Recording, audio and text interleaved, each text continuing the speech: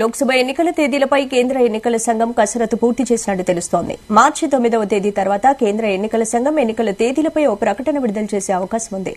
లోక్సభతో పాటు పలు రాష్ట్రాల అసెంబ్లీ ఎన్నికల నిర్వహణకు ఈసీ గత కొన్ని రోజులుగా రాష్ట్రాల్లో వరుస పర్యటనలు చేస్తోంది. రాజకీయ పార్టీలు, స్థానిక అధికారులతో సమావేశాలు నిర్వహించిన అధికారులు షెడ్యూల్ను సిద్దం చేసినట్లు ఈసీ వర్గాలు తెలిపాయి.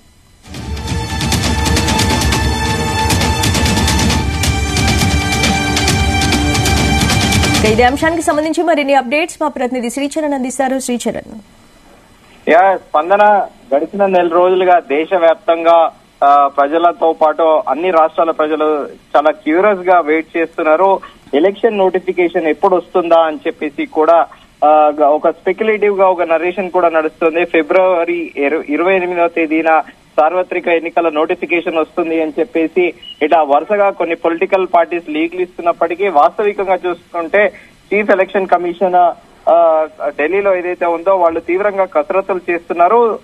పలు రాష్ట్రాల్లో కూడా అసెంబ్లీ ఎన్నికలు ఉన్న నేపథ్యంలో దాదాపు 5 ఫేజెస్ లో ఎలక్షన్స్ ఉంటాయి అని చెప్పేసి కూడా దేశవ్యాప్తంగా ఒక ప్రచారంలో ఉంది. దానిలో భాగంగా ఈసీ అధికారులు గత కొన్ని రోజులుగా తరచుగా రాష్ట్రాల్లో పర్యటిస్తున్నారు. దానితో పాటు రివ్యూలు కూడా పెడుతున్నారు. దీంతో పాటు రాజకీయ పార్టీలు, స్థానిక అధికారులతో కూడా సమావేశాలు నిర్వహించి తదనంతరం షెడ్యూల్ కూడా సిద్ధం చేసినట్టు సమాచారము. అందరూ అంటున్నారు మార్చి 9వ తేదీ తర్వాత ఈసీ ఎన్నికల తేదీలో ప్రకటించే అవకాశాలు కనిపిస్తున్నాయని అంటున్నారు. అయితే ఈ జాతీయ మీడియా సంస్థలు కూడా కథనాలు వెలువడ్డాయి. మార్చి 9వ తారీఖు తర్వాత అంటున్నారు. కానీ మార్చి 9వ తారీఖు తర్వాత అంటున్నారు. ఒక జాతీయ మీడియా సంస్థ అయితే 14వ తేదీన ఎలక్షన్ నోటిఫికేషన్ వస్తుంది అని చెప్పేసి కూడా ప్రధానంగా ప్రస్తావించింది. అయితే ఇప్పుడు దేశవ్యాప్తంగా లోక్సభతో పాటు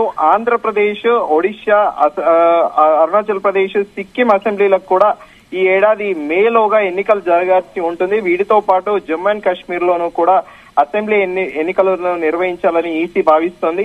ఇందుకోసం మార్చి 8, 9 తేదీల్లో కేంద్ర ప్రభుత్వం అధికారులతో ఈ బృందం సమావేశం కానున్నట్లు కూడా జాతీయ మీడియా సంస్థల కథనాలు వెలువడుతున్నాయి. అయితే జమ్మూ కాశ్మీర్ లో ప్రస్తుతం ఉన్న భద్రతా పరిస్థితులు అలాగే ఆర్మ్ ఫోర్సెస్ తోని అటు సిఆర్పిఎఫ్ కానీ ఇటు ఎన్ఎస్జీ తో కానీ ఆర్మీ ఫోర్సెస్ లో అందరితోని కూడా ఒక మీటింగ్ ఆర్గనైజ్ చేసి వాళ్ళ కన్సిడరేషన్ కూడా అంటే వాళ్ళ అభిప్రాయాన్ని కూడా తీసుకొని వాళ్ళతో చర్చించి తర్వాత మార్చి 12 లేదా 13 తేదీలో ఈ EC election commission Jammu Kashmir లో పర్యటించి అక్కడ గ్రౌండ్ లెవెల్లో రియాలిటీలో ఎలాంటి సిచ్యువేషన్ ఉంది, లోక్సభతో పాటు స్థానిక అసెంబ్లీ ఎన్నికలను కూడా నిర్వహించే అవకాశాలపై ఒక అంచనాకి కూడా రానున్నట్లు తెలుస్తోంది. అయితే తర్వాత మార్చి 2వ వారంలో సార్వత్రిక ఎన్నికల షెడ్యూల్ ని కూడా ప్రకటిస్తున్నట్లు కూడా మనకు ప్రధానంగా వార్తలు వస్తున్నాయి. అయితే మనము లాస్ట్ ఎలక్షన్స్ చూసుకుంటే గత లోక్సభ ఎన్నికలకు 2019 మార్చ్ 10న షెడ్యూల్ ప్రకటించారు. ఏప్రిల్ 11 నుంచి మే 19 వరకు దాదాపు 7 దశల్లో పోలింగ్ జరిగింది. మే 23న ఓట్ల లెక్కింపు చేపట్టి ఫలితాలను కూడా ప్రకటించారు. ఈసారి కూడా ఏప్రిల్, మే నెలల్లోనే ఎన్నికలు నిర్వహించేలా ఎన్నికల సంఘం కూడా ఏర్పాట్లు చేస్తోంది అని కూడా ప్రధానంగా ఒక ప్రచారంలో ఉంది. అయితే షెడ్యూల్ ప్రకటించగానే ఇప్పుడు గమనించాల్సింది ఏంటి అంటే అన్ని రాజకీయ పార్టీలకి చాలా టైం తక్కువగా ఉంటుందని చెప్పుకోవాలి. ఎందుకంటే దాదాపు 5 ఫేజెస్ లో ఉంటుంది అంటున్నారు. ఒకవేళ మార్చి నోటిఫికేషన్ వస్తే మే వరకు అంటే వెరీ వెరీ షార్ట్ టైం ఉంటుంది. ప్రాబబ్లీ 40 to 50 డేస్ టైమే ఉంటుంది దేశవ్యాప్తంగా ఉన్న అన్ని రాజకీయ పార్టీలకి క్యాంపెయినింగ్ కి.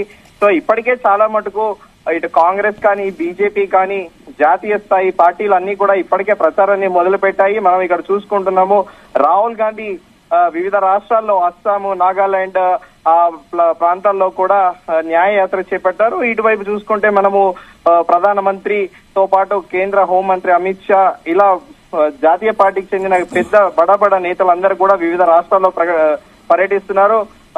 ఇవాళ కూడా ప్రధానమంత్రి ఉత్తరప్రదేశ్ లో పర్యటించారు. భారీ పెట్టుబడులను కూడా అనౌన్స్ చేశారు. అయితే మరి చూడాలి ఇప్పుడు ఎలక్షన్ కమిషన్ గత 2019 ఎలక్షన్స్ లో కదా ఎలాంటి షెడ్యూల్ ని విడుదల చేసిందో సిమిలర్ గా ఇప్పుడు కూడా అదే ప్యాటర్న్ ని ఫాలో అయ్యి 7 ఫేజెస్ లో ఎలక్షన్స్ కండక్ట్ చేస్తారా అనేది మనకి ఒక 2-3 days లో దీనిపైన కంప్లీట్ క్లారిటీ వచ్చే అవకాశం ఉంది. స్పందన. Right, thank you Sricharan.